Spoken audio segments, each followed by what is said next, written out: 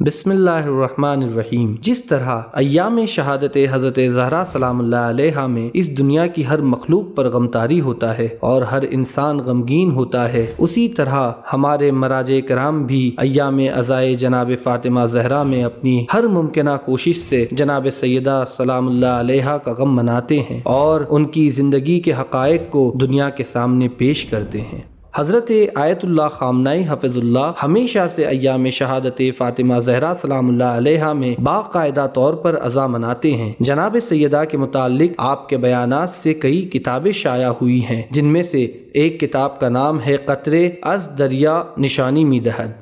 حضرت آیت اللہ خامنائی حفظ اللہ فرماتے ہیں، اسلامی تعلیمات اس کی معنویت اور انقلابی فکر کو لوگوں کے قلوب کی گہرائی تک پہنچانے کا ایک طریقہ یہ ہے کہ محبت اہل بیت علیہم السلام کو لوگوں کے دل و جان تک پہنچایا جائے۔ اس موضوع پر مداحوں، نوحہ خوانوں اور ذاکروں کی بہت بڑی ذمہ داری ہے۔ آغاز اسلام سے آج تک پیغمبر اسلام صلی اللہ علیہ وآلہ وسلم اور اہل بیت علیہم السلام سے ایک خاص فکری، قلبی اور جذباتی تعلق رہا ہے، اور اس محبت اور تعلق کو کسی بھی شکل میں اور کسی بھی طریقے سے خدشہ دار کرنا، اعتراض کرنا یا کم کرنا اہل بیت علیہم السلام کے ساتھ خیانت کے مانند ہے۔ آیت اللہ خامنائی حفظ اللہ جناب سیدہ سلام اللہ علیہا کے بارے میں یہ صفات بیان کرتے ہیں کہ جناب سیدہ ایک فداکار مجاہدہ خاتون تھیں۔ جناب سیدہ سماجی اور سیاسی لحاظ سے ایک اثر گزار خاتون تھی۔ آپ ایک حکیمہ اور عارفہ خاتون تھی، وہ خاتون جنہوں نے اپنے شوہر کی اطاعت اور خدمت اور بچوں کی پرورش میں ایک مہربان زوجہ اور ماں کا کردار نبھایا اور اپنی تمام تر ذمہ داریوں پر عمل کیا۔ آپ اللہ کی آیت عظمیٰ تھی، آپ ایک مثالی خاتون تھی اور آپ ایک عالی ترین عالمہ تھی۔ آیت اللہ خامنائی حفظ اللہ جناب سیدہ سلام اللہ علیہا کے خطبہ فدق کے بارے میں فرماتے ہیں، یہ خطبہ فدق عالی ترین تعلیمات اور حکمتوں سے سرشار ہے، اور اس سے جناب زہرا سلام اللہ علیہا کا علمی مرتبہ معلوم ہوتا ہے۔ خطبہ فدق کی عبارات کے معانی کو بقول علامہ مجلسی کے جید علماء، فصحاء اور دانشوروں سے معلوم کرنا چاہیے۔ یہ خطبہ اتنا پرمانی ہے، یہ خطبہ نہج البلاغہ کے خوبصورت ترین اور عالی ترین کلام کے برابر ہے۔ جناب سیدہ نے مدینے کی مسجد میں جا کر لوگوں کے سامنے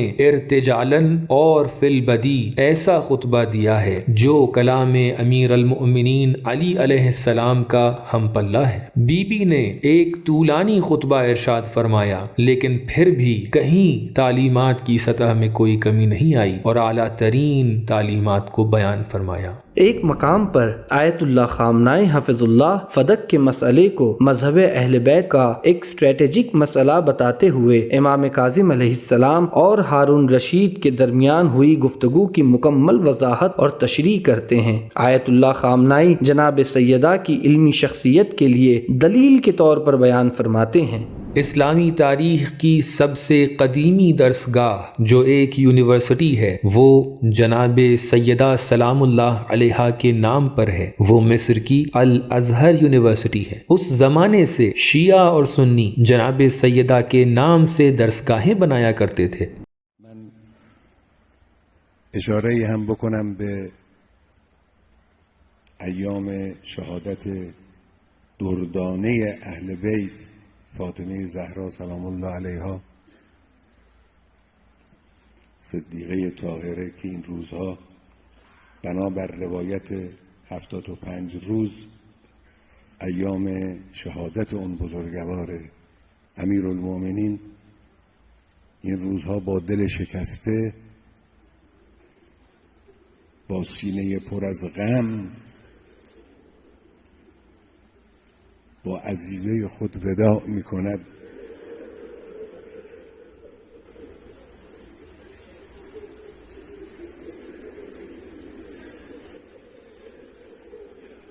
ودیعه گرانبهای پیغمبر رو به او بر می گرداند.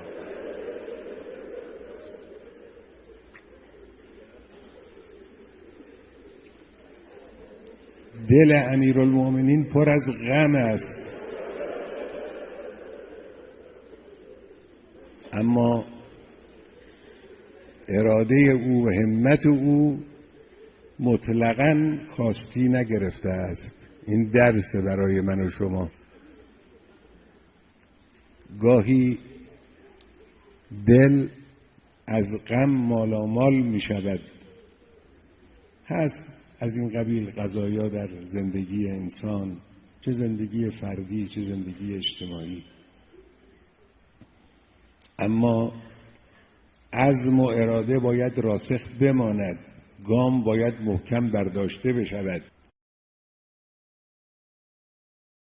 غمهایی هست که کوهها رو میشکنه، انسان مؤمن رو نمیتوانه بشکنه.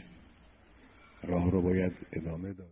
حضرت آیت اللہ خامنئی نے صرف یہی نہیں بلکہ متعدد مقامات پر حضرت زہرا سلام اللہ علیہا کے حوالے سے اور ان کی زندگی، سیرت، جہاد، دفاع ولایت اور شہادت کے متعلق تفصیل سے گفتگو فرمائی ہے، جن کو ان کی آفیشیل ویب سائٹ پر دیکھا جا سکتا ہے۔ اس پیج کا لنک اس کلپ کے ڈسکرپشن میں پیش کیا گیا ہے۔ حضرت آیت اللہ سیستانی حفظ اللہ نے بھی جناب سیدہ سلام اللہ علیہا کے بارے میں بہت خدمات پیش کی ہیں، یہاں تک کہ آپ نے شہر اصفہان میں ایک مکمل ادارے کی بنیاد جناب سیدہ کی زندگی پر تحقیق کرنے کے لیے رکھی۔ ساتھ ہی ساتھ ایک چینل اسی کام سے مخصوص کیا جو حضرت زہرا سلام اللہ علیہا کے نام پر ہے۔ آپ اپنے دفتر اور گھر پر ایام شہادت میں باقاعدہ عزا کا اہتمام کرتے ہیں۔ آپ دنیا کے مختلف علاقوں میں اپنے نمائندے بھیجتے ہیں تاکہ جناب سیدہ سلام اللہ علیہا کے حوالے سے تبلیغ کریں اور ان کی شخصیت کو دنیا والوں کو پہچنوائیں۔ حضرت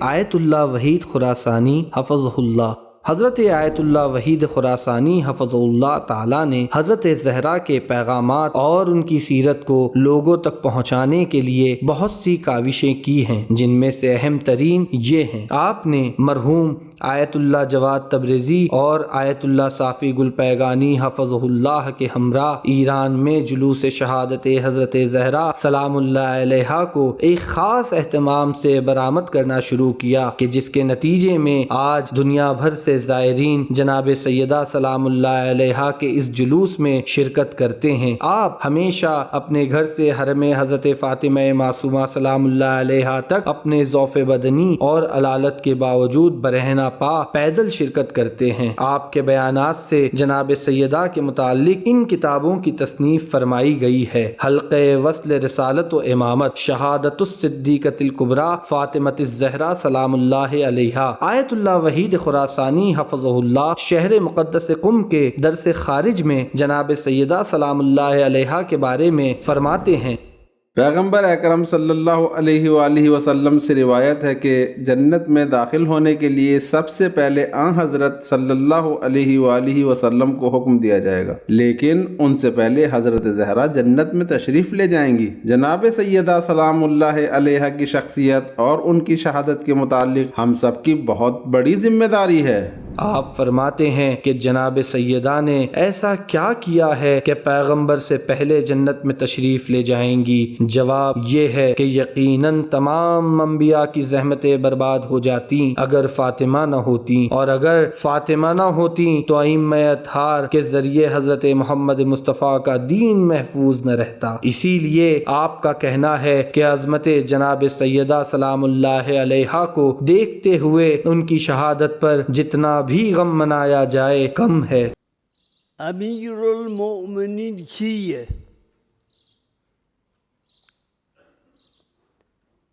امام الموحدین کیه؟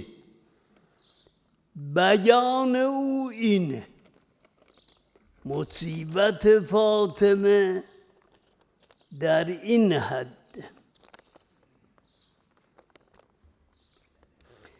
والله این کلمه علیست، اما توأم با این قسم: هذه والله مصیبت لا عزاء لها. یعنی چه؟ هذه والله مصیبت لا ادا لها. هر کار بکنید خلای این مصیبت رو پر نمی کن. و رضیتون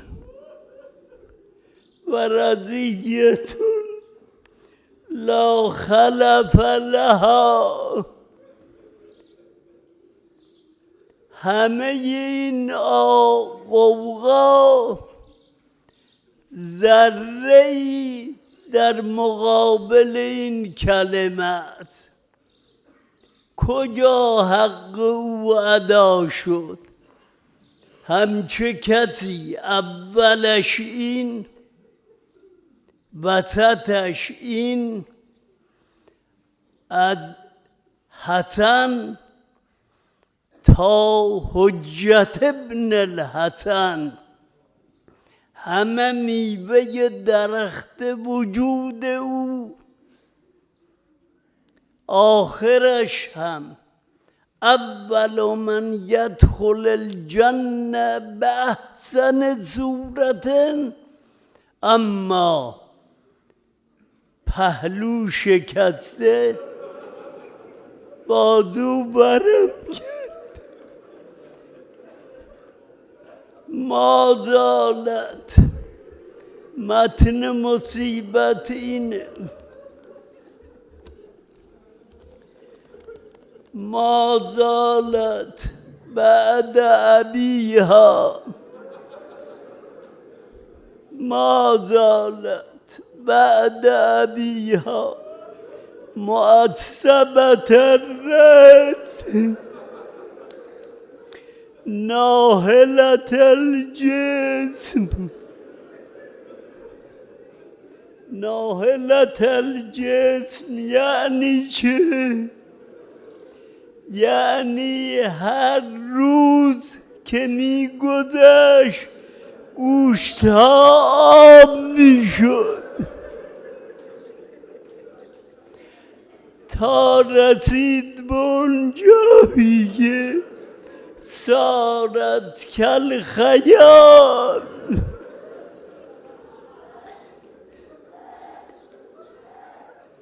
یک دختر نوجوان منحدت رکن، یعنی زانوها دیگر رمق راه رفتن نداشت. باقیت اللیل محترقت القلب، لا اله الا الله. شما فکر کنید از رحلت پیغمبر تا رحلت زهرا چقدره؟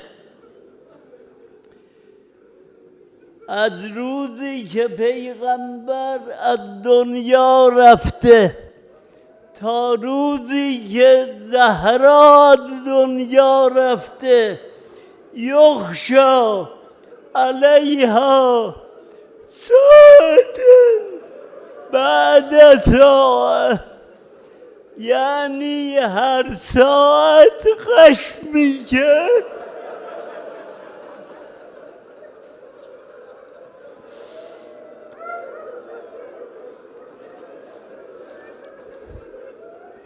گفت یا علی،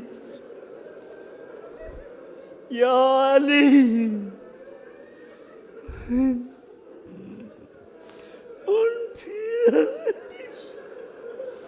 اون پیراهنی که پدرم رو در او غسل دادی برای من بیار.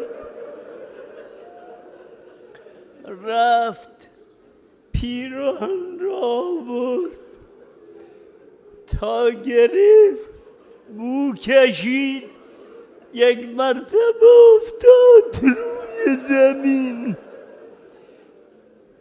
بعد که به خود آمد این دو تا شعر رو گفت ماذا علی من شم تربت احمدا ان لا یشم مدى الزمان قوالیا. مصیبت اینه صبت علیه مصائب لو انها صبت علی الایام سرن لیالیه.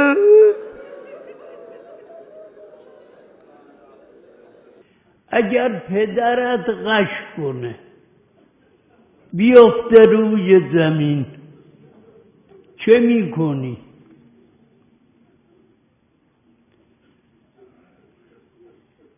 خاک بر سر ما که نفهمید چه بود چه شد. حالا وظیفه شیعه اینه یک مرتبه 2 تا پسر از در مسجد وارد شدن، گفتن مادر تا خبر به او رسید غشی علیه افتاد. اگر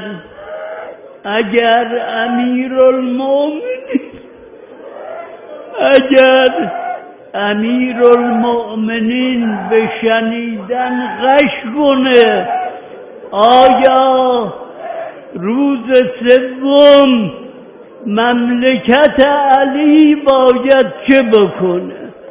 آیت اللہ بشیر نجفی حفظہ اللہ۔ آیت اللہ حافظ بشیر نجفی صاحب نے بھی عراق کی سرزمین پر ایام شہادت جناب سیدہ سلام اللہ علیہا پر خاص اہتمام شروع کیا ہے کہ جس کے ذریعے تمام علماء و افاضل نجف ان کے ہمراہ پا برہنہ و پا پیادہ حرم امام علی علیہ السلام تک جا کر جمعی طور پر تعزیت پیش کرتے ہیں۔ مذکورہ علماء و مراجع کے علاوہ دیگر تمام مراجع کرام اور علماء اعظام جناب سیدہ سلام اللہ علیہا کی زندگی، سیرت اور شہادت کے متعلق اپنی وسعت بھر خدمات پیش کرتے ہیں، جیسے مرحوم آیت اللہ مصباح یزدی نے جناب سیدہ سلام اللہ علیہا کے خطبہ فدق کو حضرت آیت اللہ خامنائی حفظ اللہ کے دفتر میں مکمل طور پر بیان کیا ہے، اور آیت اللہ جوادی عاملی، آیت اللہ جعفر سبحانی، آیت اللہ اسحاق فیاض، آیت اللہ حکیم، آیت اللہ صافی، آیت اللہ فاضل لنکرانی وغیرہ سب نے اپنی وسعت برابر خدمات پیش کی ہیں۔